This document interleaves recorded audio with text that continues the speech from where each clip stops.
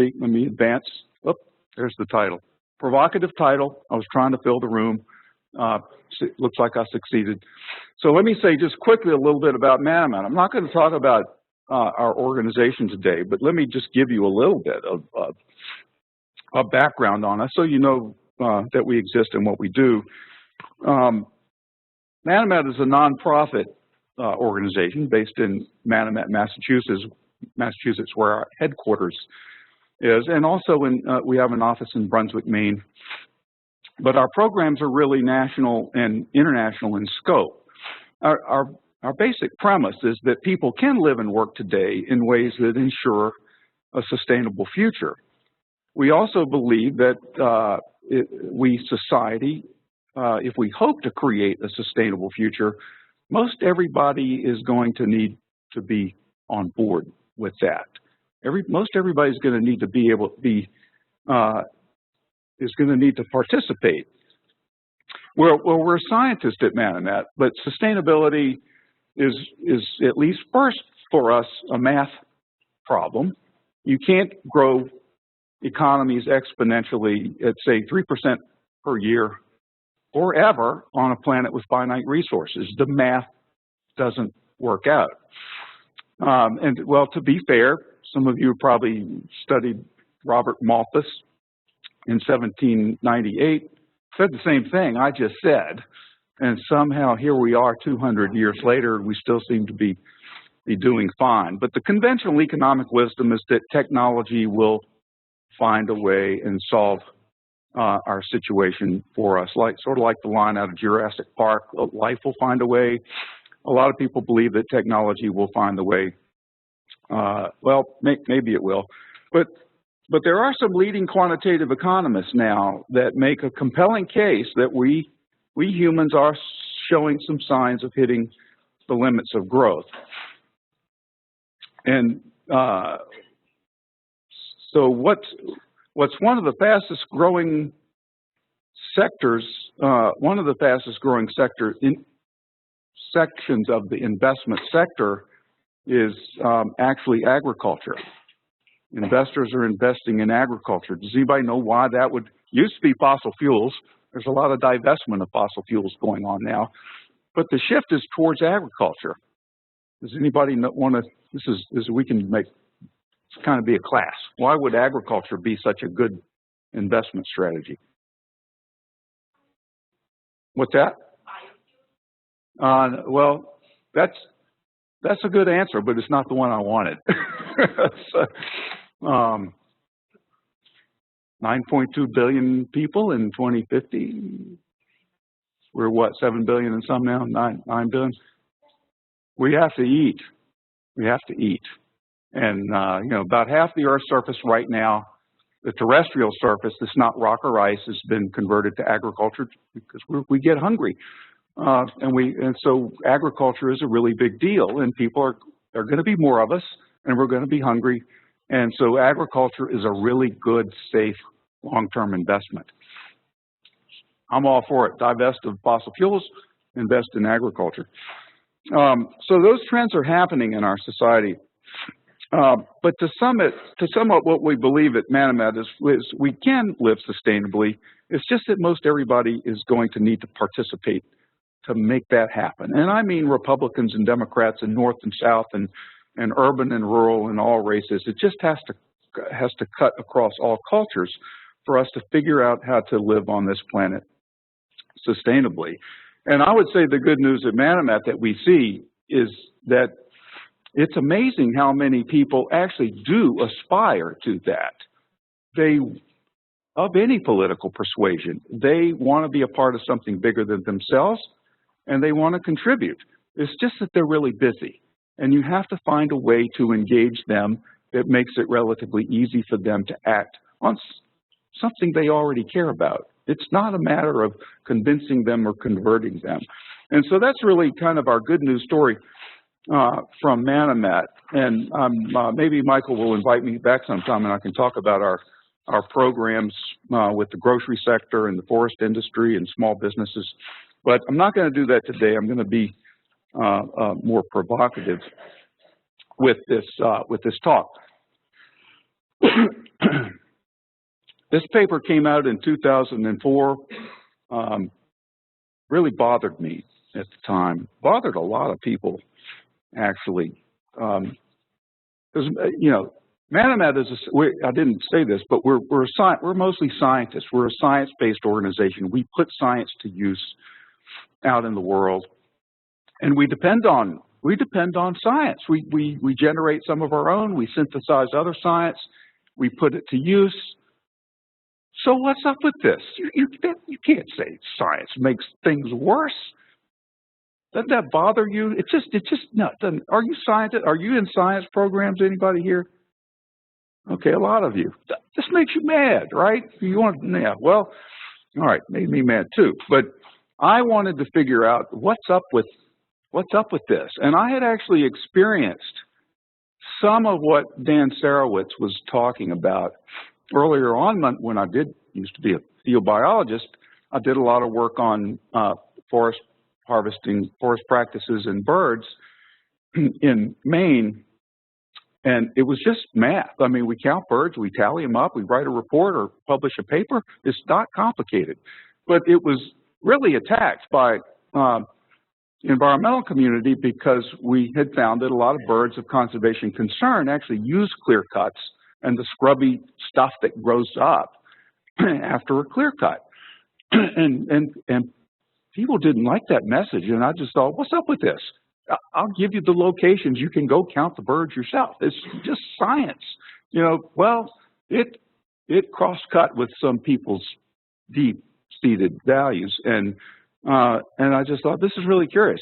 And actually, our work sort of made the conversation worse in Maine for a couple of years because there was this big debate between environmental groups and industry. So I started to think there might be something to this. And I wanted to know more. So I continued to be a scientist, but I kept curious about what's going on here. And I've been really for the past 3 years or so, I'd say I've really studied up on this. I finally had time to dig into it. There's an emerging body of science from the social side. Anybody a psychologist, social psychology? Great. We might need you later because this is a depressing talk. There's a lot of emerging science about how we process science in our society. And it really is helping me think through how to better communicate science and to better relate to people of very diverse persuasions that I mentioned earlier. Well, anyway, Sarowitz makes well, I can use this graph to make one of his central points. This is a graph of the number of peer-reviewed scientific papers on climate change since 1992, and 92 and 91 seem backwards there. But anyway, it's not my graph. But the graph does, the 2012 wasn't complete, but there's something like 14,000 papers that have been published in the last 15 years or so on climate change. The body of scientific knowledge is growing exponentially, and yet we as a society seem less and less able to do anything about it. So what's up with this inverse relationship between our command of a subject like climate change and our social will or ability to do anything about it? You see the reverse, it's not supposed to go that way, but it's going that way. And so this is just an example of how sometimes more science doesn't actually solve the problem. Now, we hope it will turn around at some point and things will change, but at least for this period right now, we've got this funny thing going on, more science, less ability to do anything with it. This is another graph from a recent Pew Research Center poll that looked at the opinions of scientists on different issues that are kind of common in public discourse these days. I think they had 1,000. I remember they had like 1,000 random sample from AAAS, American Association of Advanced Science, and then just the general public. So I'm not going to go through this whole graph, but just look at some of the differences. Safe to eat GM foods. 37% of the random public thinks it's safe, and 88% of scientists think it's safe. Let's see. Safe to eat foods grown with pesticides. 28% of the general public think it's okay, 68% of scientists. Let's see, let's just take a climate change one, because I'll talk a lot about climate change. Top one in the second tier below, 50% think of the general public, climate change is mostly due to human activity, and 87% of scientists. So there's an interesting difference between how scientists think about the world and the public and process science. So as I said, I set off to understand this, and I guess I'll just have an interest in social psychology, even though I'm an ecologist by training. And so I've read a lot in the last 3 years, a lot of books, and sometimes I would go straight to the primary literature if there was something I wanted to understand better. And so what I hope to do with you today, I'm going to save you from having to read all this stuff. I have a reading list if anybody wants the references. But in like 40 minutes, I can sum up a lot of the key points of this body of literature for you. But this is one of my favorite stories about science, and then I'm going to tell this little story, and then I'm going to move on to sort of seven key observations that I pulled out of all of this reading, and I'll just share those with you. I'll just kind of go through them, tick them right off, and we can talk about them at the end. But this is one of my favorite science stories. L'Aquila, Italy, in April 6, 2009. Some of you may, does this story, does anybody recognize? Okay, good. Just like to be the first time. April 6, 2009, 6.3 magnitude earthquake, killed about 300 and a little over 300 people. And there had been, for the 3 months leading up to April 6th, there had been a swarm, what they call a swarm of small earthquakes, 2, 3 magnitude, literally dozens, if not hundreds, of small earthquakes. And a week before April 6th, there was a press conference in L'Aquila with six scientists and one administrator of the precinct. And the room was packed, and the deal was, bring us up to speed on what's up with this swarm of earthquakes. This was a week before April 6th, remember. And so, big press conference, the scientists answered a lot of questions, and at the end, somebody said something like, well, should we be worried about this, or what? They were looking to the experts. And one of them, I can't remember which one. One of them said, don't worry, it's not a problem. And so somebody from the audience said, well, does that mean we should go home and have a glass of wine? And the scientist said, preferably Montepulciano. So people went home with this feeling that it's all okay. Now, this was a week before, and the earthquake was like at 3:32 in the morning. People were home asleep. And so the scientists were put on trial for failing to, see if I can get the language just right, because this is kind of, that they had provided an assessment of the risks that was incomplete, inept, unsuitable, and criminally mistaken. The scientists, we can't predict earthquakes, but scientists went on trial in 2010. In 2012, 2 years, this is Italy, they were convicted. All of them, 6 years in jail for not predicting an earthquake. Well, it wasn't exactly it was what I just said, failing to properly present the risks. Anyway, they were convicted. They did not have to go to jail right away, and they appealed, and so they got to They didn't have to go to jail right away, but they did appeal, and just last November, this is 2014, they got exonerated. So they never had to go to jail. But isn't that scientists going to being convicted for, anyway? I think it's a great story because it says something about how scientists might want to think about interacting with the public. And I'm going to come back to, I'll end on this story and maybe what the seismologist should have said that would have kept them out of trouble. Okay, so let me get on with my 7 points. I'll try to move through these pretty quickly because I'd really like to hear your thoughts at the end. One of the best, probably the best book I read in all this was a book by Roger Pielke. Let's see, how would you call him? I guess sort of a science policy expert. A book called Honest Broker. And he talks about the different roles that scientists can play in society. And some are advocates for certain issues. And there are 4 or 5 different ways that scientists can think about how they function in society, how they contribute to. And anyway, so you sort of pick, oh, I'm that one. And well, I kind of like to think of myself as the honest broker of policy alternatives. I'll tell you what I know. This is what will happen if you take that choice, but it's up to you to decide which choice you take. My job is to fairly tell you this will happen based on what, not everybody feels that way. That's just how I feel about it.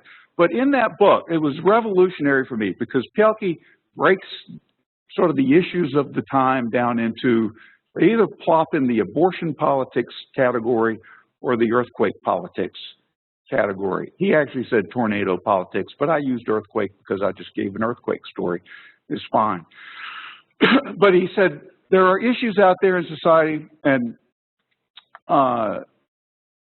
some, like abortion, there isn't any science you're going to add to the table that's going to make any difference.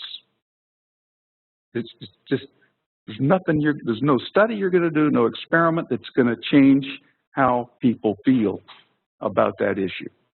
Science can't help. Now, take another issue like earthquakes. Everybody would be happy if we could predict earthquakes better. Everybody wants the same outcome. There's a situation where science is really embraced by society, by everybody. But abortion, we're kind of split as a society on that. Not everybody wants the same outcome. So there's an issue where putting more science on the table doesn't help resolve that issue. And in fact, it can make it worse. And we'll talk a little, I'm going to go through some things that explain why science can make it worse. But so let me ask you, because I'm just curious, I tried to answer it for myself last night in getting ready for this talk. How about climate change? It's one of the biggest issues of our day. It's not going away anytime soon. Which of these 2 categories does climate change fit into? I'm not sure there's a right answer, so you can't actually be wrong. I'm just curious, how many think climate change is more in an abortion politics place right now? Okay, kind of about half. See, kind of about half. How many think it's more of an earthquake politics? We all, okay, you guys lose. Sorry, Colin, sorry. Interesting, because I thought about it, and I think climate change a decade ago was much more in the earthquake politics category. Somewhere, and I don't begin to understand this, it sort of popped over into more of a belief system issue. And I don't know why, and I kind of would like to know why. I think there are lots of different reasons. Do you have an explanation for why that happened? Or?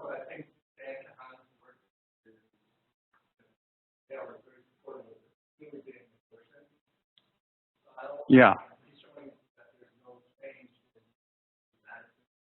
Well, you can't give my talk for me. No, that's fine. I'm going to actually reference Dan Kahan's study here in just a minute. You're right on target. But do you see, when I read Pielke's book and sort of recognized there are probably more, but there are basically two kinds of categories of issues out there. And when I was studying birds in clearcuts, I thought it was an earthquake. It's just science. You count birds. But it was actually in the abortion politics category, if you will. It just caused all kinds of turmoil. And I just was too young and naive to appreciate what was going on with that issue. Does that? So it helps.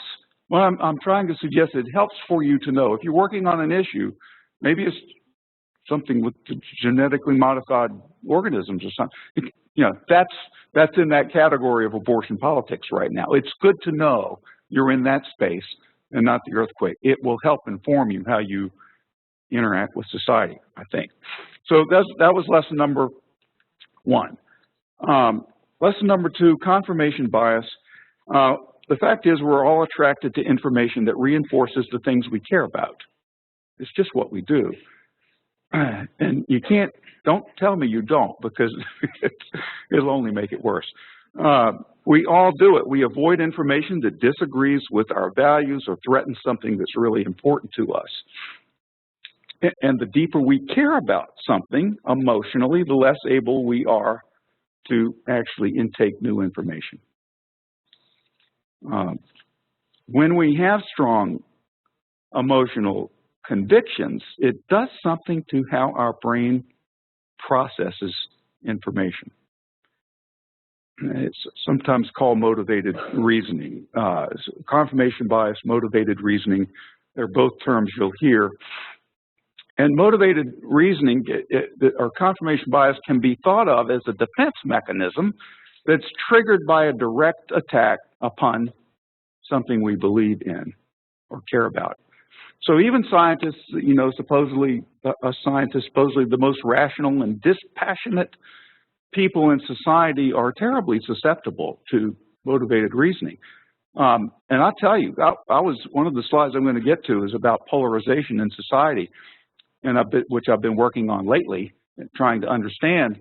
And I found myself, because I have a certain idea about how that story's supposed to go, I was starting to accumulate knowledge that supported where I wanted to go. And I really had to back off and say, I need to look at some alternative viewpoints here before I succumb to the very problem I'm talking about. I got another one of my favorite books is The Righteous Mind by John Haidt. And he said, this is just a good quote, we are all indeed selfish hypocrites, so skilled at putting on a show of virtue that we fool even ourselves. That really hurts. And, you know, have you ever thought, you know, everybody seems to be a hypocrite but me. It's just sort of what we think. So confirmation bias. And oh, by the way, people who, the smarter you are, like the higher your IQ, some of us here are smarter than, the worse you are at this, the more vulnerable you are to confirmation bias. And they've shown this, that the higher your IQ, the better able you are to cherry pick information that supports your point of view. So don't think you're too smart to, yeah, she makes it worse. Okay, third point, Bob, speaking of John Haidt, a social psychologist at NYU, great book, another great book. He talks about the brain, sort of the rider and the elephant, and he did his Ph.D. work in India, so he's got this metaphor of the rider and an elephant, and he says that our brains are like a rider and an elephant. The rider is the rational, reasoning part of our brain, and the elephant is the emotional part. The rider can try to control the elephant, but in the end, the elephant just does what it wants to do, the emotional part. Thinking and reasoning are actually suffused with emotion. Most of our mental processes are going on without our consciousness. Our intuition comes first. You might not know it, but our intuition comes first, and our reasoning comes second. And there was a famous philosopher, David Hume, in 1700 said this great quote, "Reason is the slave of passions and can never pretend to be anything else other than to serve and obey them." Reason is the slave to passion. It's just how our brains work. And the social psychologists are understanding this more and more every day. The backfire effect. I usually like, has anybody heard of the backfire effect? See, this is great. Social psychologists have been talking about this for a while. A lot of times I used to say to people, 97% of scientists agree that climate change is happening. And most of those think that it's caused by human emissions of greenhouse gases. I would pull facts. I would pull a lot of facts because I had a boatload of facts about climate change. When you tell people facts like that, it depends on the kind of person, if you will. I'll come back to that in a minute. It actually makes them reject what you're saying even more. You think you're bringing them up to speed on an issue. And they actually feel like it's an attack on their beliefs. So they become even more entrenched in the viewpoint that they had before the conversation happened. When you put facts on the table and show great command of them, it makes it worse for reconciling. See, doesn't this bother you? It just fundamentally seems wrong. But it happens. It's been studied. It's true. I'm not a social psychologist, but what they are starting to learn, not everybody has this backfire. The more emotionally tied you are to an issue, the more the backfire effect is likely to happen. If you find somebody that doesn't really care about genetically modified foods, they're kind of swayable. But if they care deep, there's nothing you're going to say that's a fact that's going to help this situation. If only we could educate them. I hear that a lot, especially us liberal progressive types say this a lot. If only we could educate them. So here is Dan Kahan, and one of his studies. He hypothesized that people with low science literacy, and he had a standard set of questions tested for science literacy, would perceive less risk to climate change. So low scientific literacy, low perception of risk. He's just hypothesizing how to say. And if you have a high science literacy, you're going to perceive risk to be much greater. And then he went out and sampled, I forgot how many people he sampled, but it was a good sample. And this is the actual result. The more knowledgeable, the more command of science people had, the lower. Now, you wouldn't have predicted that. Dan Kahan didn't predict this. What's up with this? It can't possibly be true. Can't possibly be true because it doesn't conform to my belief system. That's why it can't be true. All right, so what he could actually do from the sample is break the sample down into what he called egalitarian communitarians and hierarchical individualists. And he probably wouldn't like me to say this, but I'm just going to make it easier for you. And the green people are Democrats, and the blue people are Republicans, kind of, basically. Anyway, that's the easiest way to explain what's going on here. So he had categorized people as to whether they, the communitarians are, we're all in this together, we're all on the planet, we all need to help each other. You've heard that message before. Versus you got to pull yourself up by your bootstraps, take care of yourself. It's up to you. Two different sort of mindsets. But he knew which category the people were in. So then he broke it down and said this was his prediction, that if the hierarchical folks had a higher literacy, they would then perceive the risk to be greater. And it really wouldn't make much difference for the communitarian people because they're just, they're we're all in this together. It doesn't matter. It's just we're in this together. It's just what we believe. So this was the result. So remember, this is just a breakdown of that previous graph I showed. So the hierarchical individualists, okay, Republicans, they were driving that previous graph mostly. That was when the homogenized graph. So the point is here is that just giving people more facts may not change their perception of risk to a particular issue. Who would have ever predicted that? Okay. Groups bind and blind. Catch up to my notes so I don't miss anything important. Groups bind us into ideological teams that fight each other as though the fate of the world kind of depended on our side winning. Groups also blind us to the fact that each team is composed of good people, whatever side you're on, that have something important to say. So they bring us together, but they also blind us to the other perspectives. When we come together with like minds, we tend to become more polarized. And this famous study by Cass Sunstein at Harvard, who, it's not a big sample size, but it makes the point, where he took 6 people from Boulder, Colorado, and 6 people from Fort Collins, and he asked them to score their concern about climate change from 1 to 10, and the people from Boulder are quite liberal, and the people from Fort Collins are a little more conservative. And he individually asked them, what do you score this issue? And they each did.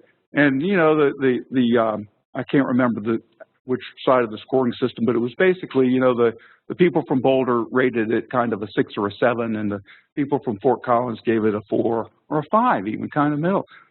They were kind of, you know, kind of what you would expect. And then this was individual, and then he put the 6 together and 6 together and said, talk about climate change, whatever you want to say, for 15 minutes. And they did that. And then he took them back, the 12, separately, said, okay, have you changed your individual score on what you think about climate change? And the folks from Boulder went from a 6 or a 7 to an 8 or a 9.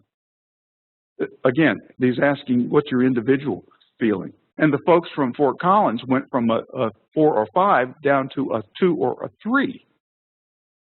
So when we come together and talk with people of like minds, we tend to become more polarized. So this is the deal with groups. I'm going to ask you a question, because this gets into the polarization part of the story.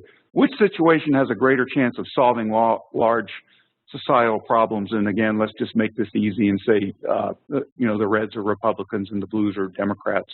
You can think of it that way if you want to. And which, if society were asked about an array of 7 subjects in the bottom right, and you somehow homogenize that into a score, and you found out that these 2 groups had, you know, a lot of overlap in their scoring system, sort of like the Boulder example, which has a better chance? That if a situation in society is like that, or if a society is like that? So there's not necessarily any right answer here, but which is better? That one, for solving, if you want society to solve a problem, would you rather have this situation or that situation? A or B? A, okay, me too.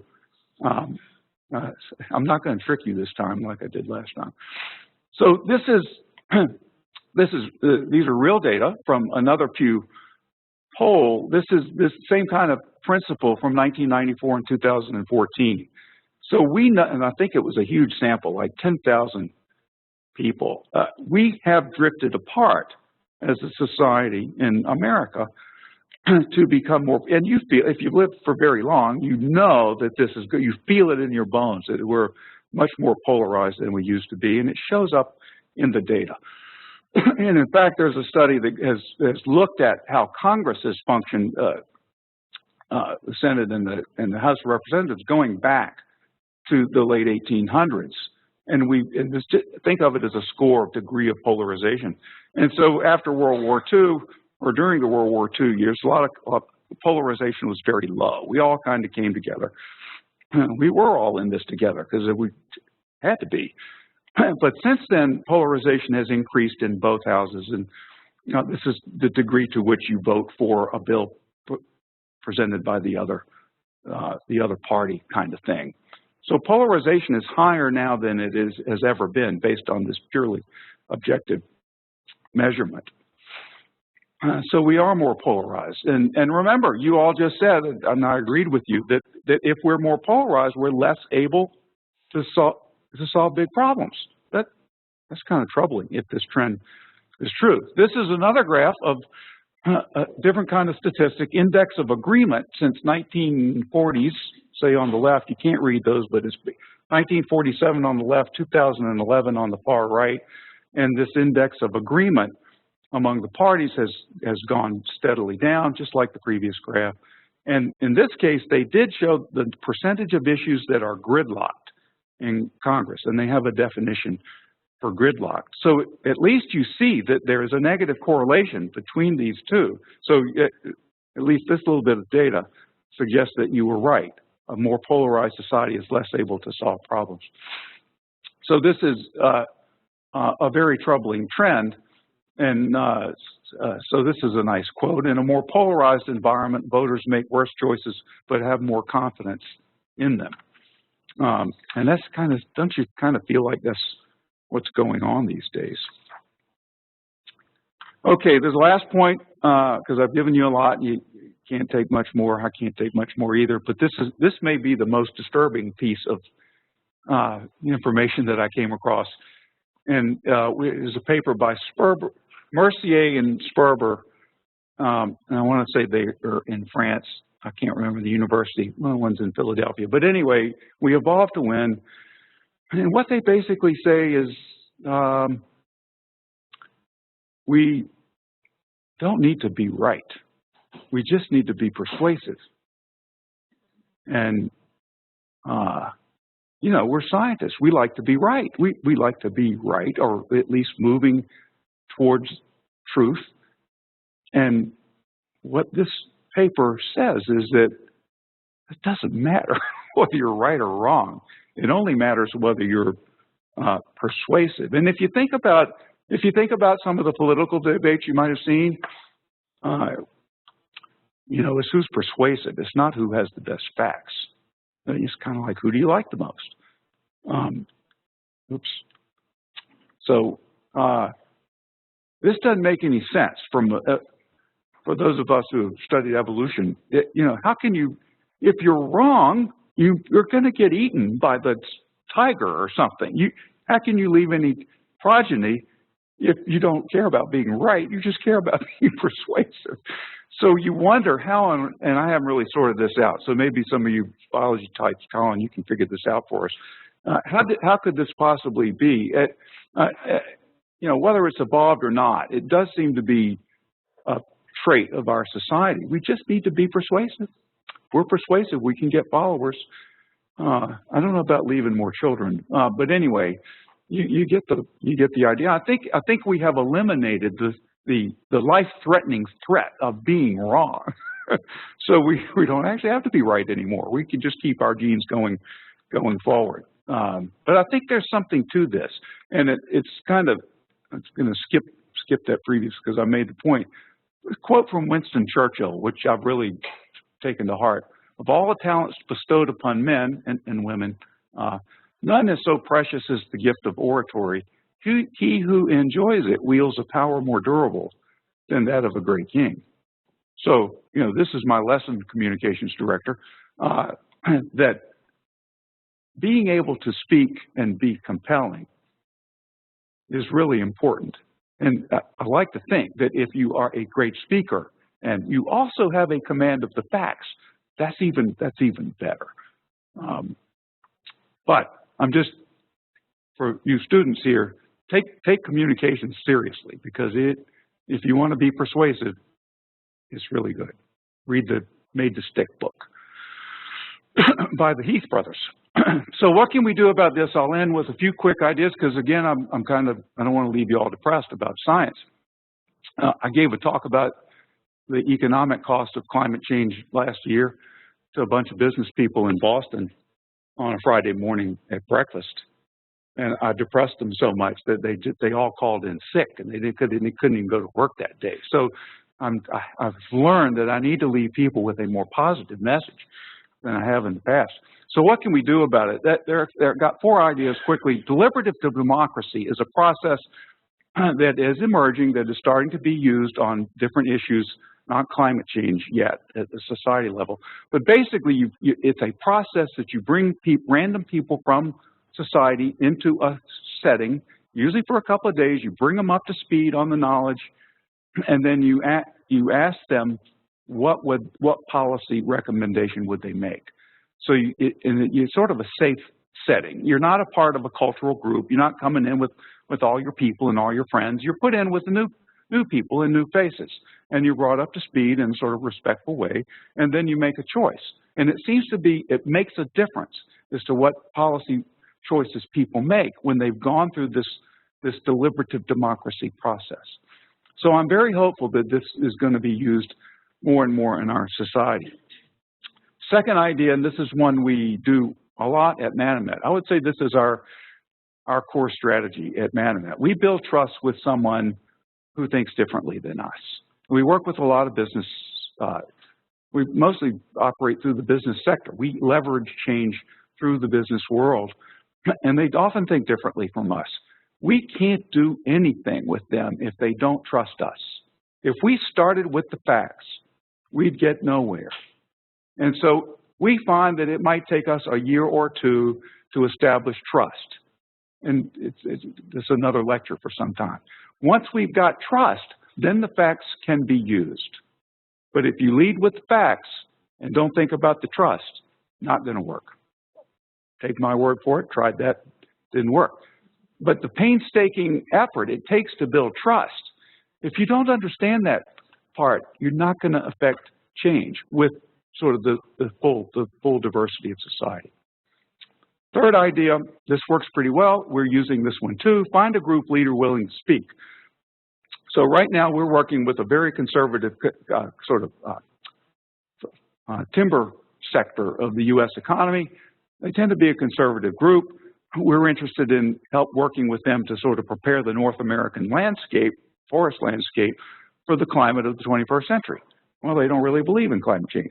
So the way we're growing that network is we're asking the people that are in our network, that we've built the trust with, that we painstakingly built the trust with, to go to their friends and tell them, you really ought to be a part of Manomet's climate network. They've already got the trust. They don't need to build it. So when a peer, so another CEO of a timber company invites, I say, okay, Jim, well, if that's good. Cuts down the trust time right away, because you've got somebody that already has that trust. This is a really smart thing to do, but you've got to know it's a tool, and you got to be honest about it. And finally, talk about risks, not absolutes. This is where the Aquila scientists went wrong. They said, don't worry, be happy, not a problem. What they really should have said was they should have been a little more forthcoming with what they knew, which was something like, when you have a swarm of earthquakes like this 3 months of low-grade earthquakes, the science we have says that you've got about a 2% chance of having a major quake in the next month. See, if they had said that, so, well, 2% doesn't sound like much, then society can integrate and process the risk on their own. They're not counting on somebody else.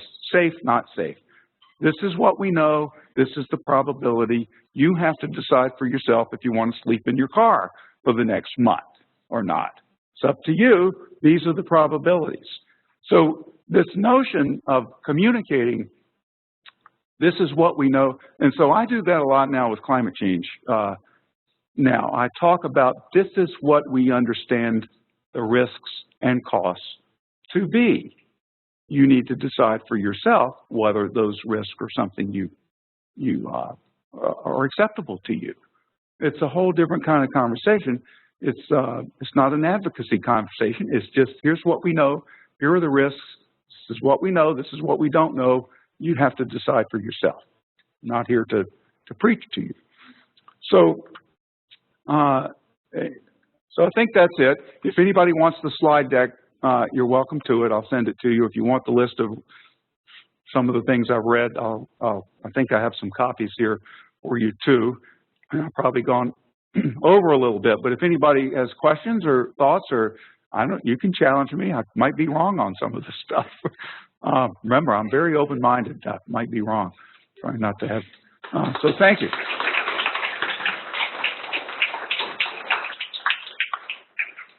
Any questions or thoughts? Yes, I'm back. Hey. Well, going all the way back to the beginning, when you asked the question that I couldn't answer in that moment at all, which is climate change more like the abortion debate, or is it more like the And I think the problem I had with answering it was that it's like one in nature and like the other in nature. So it's like the abortion debate in that split side, but it's not like it in that the abortion debate, the reason science doesn't matter is pretty clear. We're not talking about the same thing as values. So this climate change is politicized, but everyone thinks they're talking about science, right? So in the abortion debate, people might say, I don't care what your science says.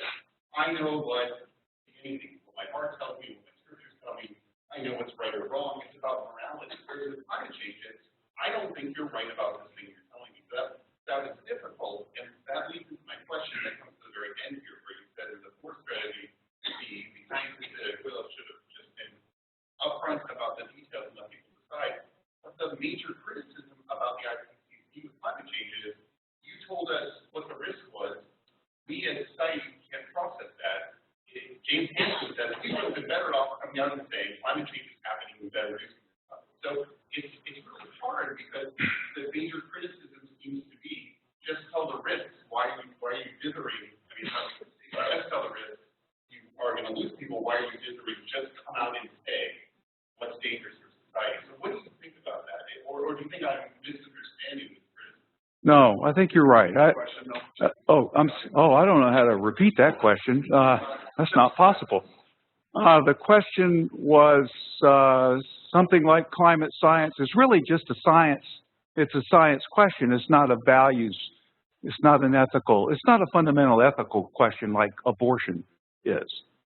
So why can't we just say it's a science problem and maybe the IPCC, this Intergovernmental Panel on Climate Change, has not been strong enough in their. Is that Well, and I think specifically with your fourth suggestion, is it not exactly what the IPCC has done, given the risk? Well, to a backfire. there's a chance it's not happening rather than. No, if you. 5% chance not happening, 95% it is. Well, let's prepare. Seems like right. Kind of backfire. It has maybe. I've read the IPCC material, and their summary for policymakers is like 40 pages long. I mean, their summary is a book. the real report is like 2,000 pages, and that's just one of their many reports. So I think I've read their summaries, and I think their summaries are too long, but they do a really good job of saying this is some serious stuff, people. I think they do not beat around the bush, but I think there does need to be some kind of a message even tighter than what they produced so far. But I think they're saying pretty accurately that this is serious and it's major. That is, the science is there, it's being accurately presented. Some people would argue with that, but it's just me. I think it's pretty good. So, but I think other things are going on, that there is this it has been politicized now, and there are cultural groups that it doesn't matter what science you put on the table, they're just not going to hear it now. And I don't understand what happened with that issue. So somebody's going to tell me what happened with that. Can you shed? Oh yeah, I've read it. Yeah. It's true. And so you got the Koch brothers investing in disinformation. You've got all that stuff going on. And so I understand that's going on, that people have invested in misrepresenting. I don't think that's all of the story though. I think that we we maybe, back to the IPCC, we haven't done as good a job as we need to on explaining these risks. And then we got this other thing with people trying to pull the rug out from under us at the same time. And they're conspiring two things: our lack of ability to communicate risks in a compelling way and the disinformation. And it makes it really hard on us to get, and it has been for like, ever since Al Gore came out with Inconvenient Truth, it just seemed to get worse and worse. And actually, I think part of that's when that, which I kind of like, I like Inconvenient Truth. Maybe he didn't get everything just right, but it was a pretty compelling story. Remember what I said, the backfire effect, lay stuff out there like that, what do you think is going to happen? I think we had the backfire effect after Al Gore came, and trends change after that year. What was it, 06? I think it was 2006. I can't explain it, and I'm not justifying anybody. I'm just trying to understand where we are with this issue. For some reason, it's popped into the belief system category and out of science, and I wish we could get it back, because if we could, I think we could start to do something about it. And what I'm, you know, at Manomet, we integrate this stuff into what we do. So we build trust with people. You know, we had a very conservative timber company, did not believe in climate change, and after they spent an hour and a half with us, they signed up to our Climate Smart Land Network, which memorandum of understanding. The climate is changing. It presents risks to us. We need to be in command of this issue. And they're a public leader now on climate change. It's because we built the trust with them. They believed that we cared about what they cared about, and they signed up. Now, you know, go to Alabama and get a conservative timber company to, yeah, it was, we're trying to trick them or anything. It's just, this is what we know. And you might, if you're in business, you might want to understand the risks. We can help you with that. We haven't comported ourselves that way as scientists. And, okay, another question? Yes, sir. Let's get back to the point about the role of society in this conversation. So I'm a background stem cell researcher, so I'm debate. Yes. Yeah. And I'm just intrigued, and I want to follow on your point about the honest broker. And I want to ask you, science moves beyond the honest broker, somebody deep in an understanding of both sides of the conversation. So one question, I want to run this question. Yeah. Yeah. One question I like to ask people as different opinions is, how have you learned about those viewpoints differ from your own? And what else might you do to find out about it? Do you think that's an effective question? Oh. Say, could you repeat? I got you, but if you just repeat the two questions. How have you learned about those whose viewpoints differ from yours? And what else might you do to find out about it? Okay, so. Viewpoints for those individuals. Yeah. How would you go about understanding people who might think differently than you? And is it worth? Yeah, go ahead. If you need to go, just wander right out, and whoever wants to keep talking, we can.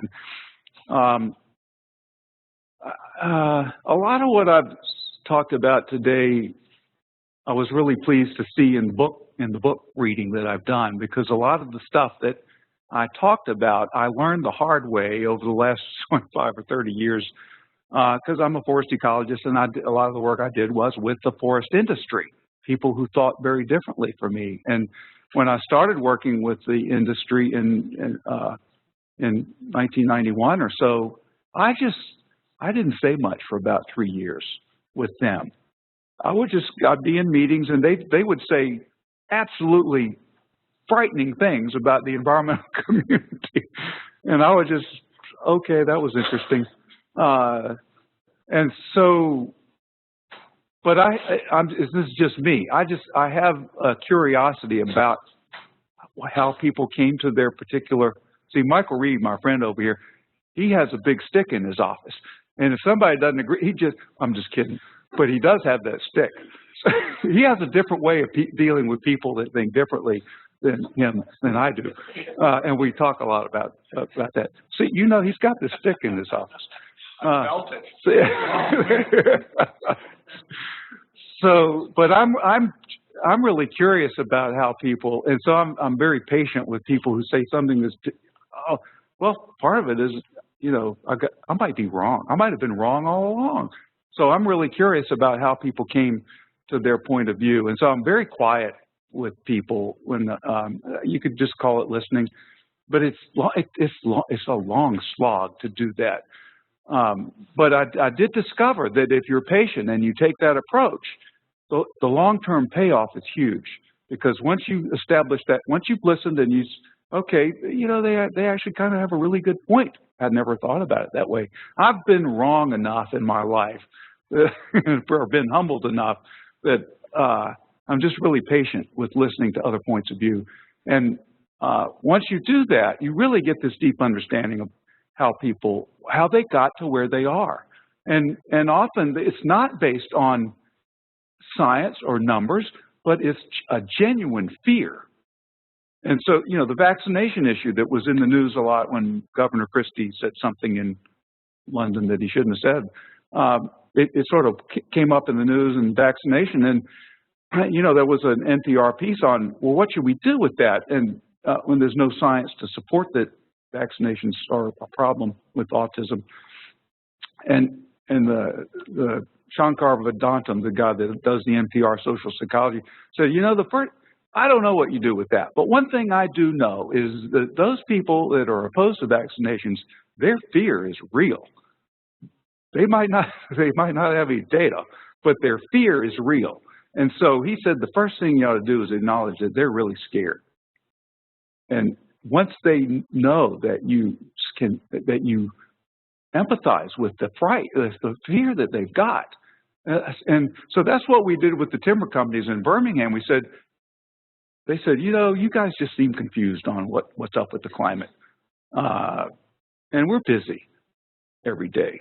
And I said, I know you're confused. You should be confused based on what you're hearing.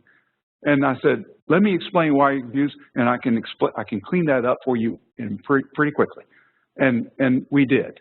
And so, but I acknowledged right away that that they thought we were confused. You're exactly right. We look confused. And so you see what I mean by acknowledging whatever the emotions are? It works. I've done it. But you have to step back from this advocacy thing, because if you come in wanting to, you get the backfire effect right away, and it doesn't work. It just doesn't work. So you can try beating. You can continue to wail on the middle of society, or you can try to understand where they're coming from. And I think that's part of what our problem has been. Okay. Yes. Last question. I don't know if this is a distinction, if this is different, but in talking about, so you're saying when you're talking to policymakers or something, it's better to lay out the facts to avoid the backfire effect. What about talking to general public? What I see in a lot of these really polarized things, like in genetically modified foods, is that there's a really loud minority of anti-GM, and there's not an equivalent on the other side. You know, there's that discrepancy between what scientists think and what the public think, and there's people that are really loud in the minority of saying that GM foods are not safe, and there isn't anybody being loud about benefits.